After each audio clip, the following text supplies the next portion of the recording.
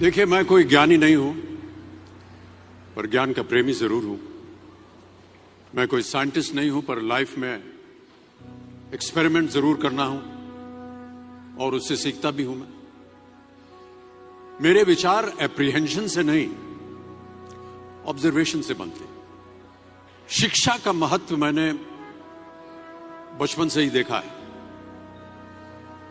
मेरे माता पिता का मानना था कि ज्ञान वो इन्वेस्टमेंट है जिसका डिविडेंड यानी मुनाफा जीवन के अंत तक मिलता रहता है। मैं ऐसा मानता हूं कि एक सामान्य जिंदगी जीने के लिए इंसान को रोटी, कपड़ा और मकान के अलावा अगर किसी चीज की सबसे ज्यादा जरूरत होती है तो वो है शिक्षा, एजुकेशन। आपके पास यदि धन है तो आप उसे गोल्ड में कन्वर्ट कर सकते हैं। धन हो या सोना, दोनों के कम होने का या खो जाने का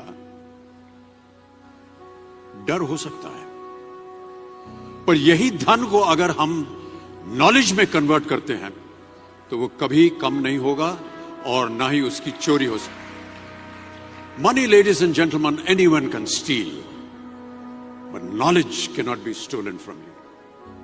देखिए, जीवन में मुझे बहुत सी बातों ने प्रभावित किया है। मेरे ये अनुभव सुनने में शायद साधारण लगे, पर इनमें छिपा सार असाधारण है, अनमोल है। यदि मैं आपसे पूछूं कि सबसे शक्तिशाली व्यक्ति कौन है, सबसे शक्तिशाली व्यक्ति कौन है, तो कोई कहेगा कि जिसके पास पावर है, वेपन्स हैं, शस्त्र है, धन है, किसी देश का राजा या किसी सल्तनत का वारिस है। मेरा ऐसा मानना है कि वेपन्स, मनी किसी को पावरफुल नहीं बनाते, या अगर बनाते भी हैं तो कुछ समय के लिए ही बना पाते हैं। दौलत आज होगी, कल नहीं। शस्त्र का ज्ञान तभी तक काम आएगा जब तक वो शस्त्र चल सकता है।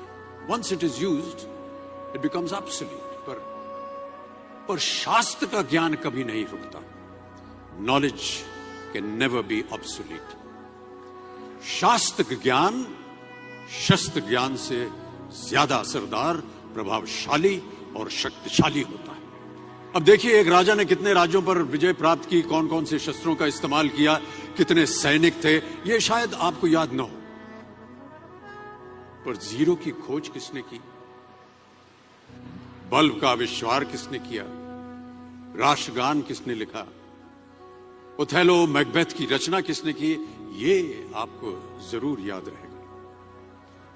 इतिहास गवाह है कि एक राजा अपनी शक्ति के बल पर केवल वहीं तक पूजा जाता है जहां तक उसका साम्राज्य फैला होता है। वो केवल अपनी प्रजा का प्रिय होता है। पर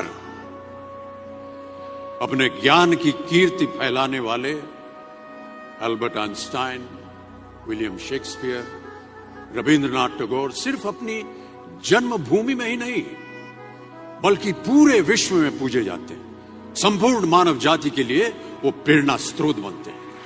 इसलिए आप सबसे मेरा आग्रह यही है कि सीखते रहिए। ज्ञान का धनी व्यक्ति हमेशा ही सम्मान और आदर योग्य